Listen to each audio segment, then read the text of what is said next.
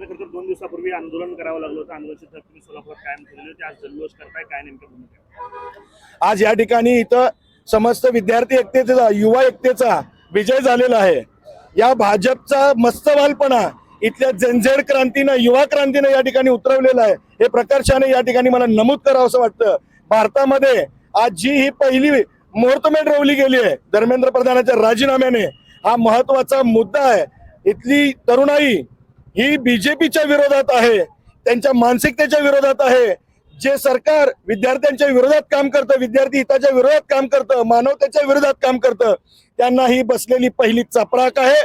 यासाठी ये तो एक अंगड़ाई है, बाकी और लढाई है.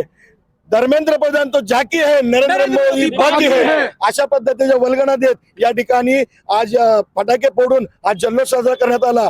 ज्या पद्धतीनं अभिजित दिपके असतील, सोनम वांगचुक असतील, यांनी दिल्लीमधील जंतर मंतरवर जो एक मोठ्या प्रमाणात युवकांचा आणि विद्यार्थ्यांचा एक आंदोलन या ठिकाणी निर्माण केलं आणि त्या आंदोलनाला दडपण्यासाठी या सरकारने जी दंडीलशाही केली, जो लाठी हल्ला केला, पत्थरफेक केली, त्याचा प्रत्युत्तर न देता तिथे दटून राहून विद्यार्थ्यांनी दाखवून दिलं की ही क्रांती ही युवकांची क्रांती आहे. ही सोशल मीडियाच्या माध्यमातून झालेली युवकांनी जनजेडनी घडवलेली क्रांती आहे आणि हा युवक हा कुठल्याही राजकीय दबावाला बळी पडणार नाही. अशा पद्धतीचं हे आहे.